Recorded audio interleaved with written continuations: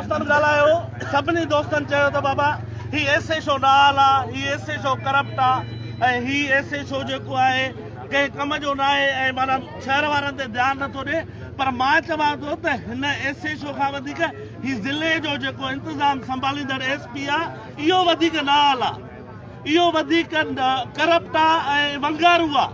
हू कंहिंजे इशारे खां सवाइ कमु करे ई कोन थो। हुननि खे कंहिं बि शहर, ही शहर नसीराबाद रुगो न पर कंबर ज़िले जो हर हिकु शहर खणो उहो ॿरियो पियो आहे, पर हू इशारे खां सवाइ चुरण लाइ तयारु न आहे।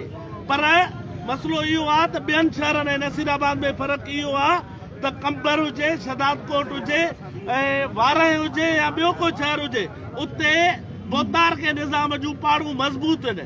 नसीराबाद उहो शहर आहे जेको सियासी, समाजी, मज़हबी, कारोबारी, मज़दूर तबिके जो शहर आहे। उते कंहिंजी बि ग़ुलामी कंहिंखे बि क़बूल न हूंदी आहे। इन करे ही वंगारू SP हिन खां अवल जेको इमरान कुरैशी हुयो उहो बि वंगारू हुयो, उहो हिन खां वधीक नाल हुयो। सम्झव, ही वंगारू माण्हू असां ते मरे ऐं असांखे हू पंहिंजी ग़ुलामीअ जे जकड़ में आणण लाइ असां सां रोज़ बेवाजिबी कनि था। कॾहिं कारोबारी माण्हूअ जी, कॾहिं उस्ताद जी, कॾहिं मज़हबी माण्हूअ जी, कॾहिं मुख़्तलिफ़ माण्हुनि सां बेवाजिबियूं करे असांखे हू हिसाए पंहिंजी माना डोमिनेंसी बहाल करे ऐं हू पंहिंजे इशारे ते हुननि SPनि खां कमु वठनि था। असांजे माण्हुनि खे इहो थी थो वञे त बाबा फलाणे खान बोतार कमु कयो आहे, फलाणो खान बोतार कमु करे थो, त इहो बि ख़बर हुजणु घुरिजे जेके ही बदमाशियूं थियनि थियूं उन फलाणे खान बोतार जे तवसुस सां उन्हनि जे माण्हुनि जे तरफ़ां ई थियनि थियूं।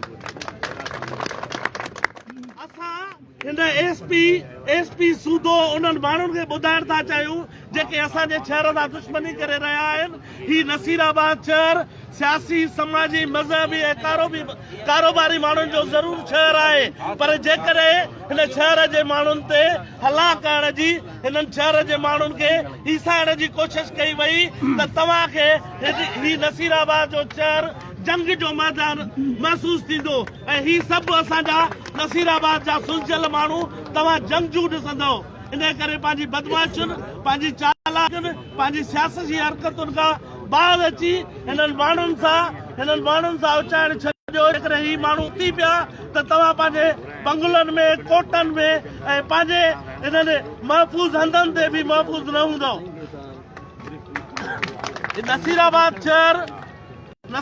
शहर ऐसे शो नसीराबाद खे बि चिता थो ॾे त पंहिंजो अफ़ाल सुधार कंहिंजी वंगारू न थी ऐं पंहिंजी जेकॾहिं इज़त चाहे थो पाण खे जेकॾहिं तूं ईमानदार ऐं राशि नथो चई ऐं ईमानदार चई थो त पंहिंजी कारकर्दगी सुधार, न त पोइ अहिड़ो ई अछर थींदी जहिड़ो हिते ॿियनि सां कंदा रहिया आहियूं ऐं उन्हनि खे पंहिंजो क़िबलो दुरुस्त करण लाइ सिधो कंदा रहिया आहियूं।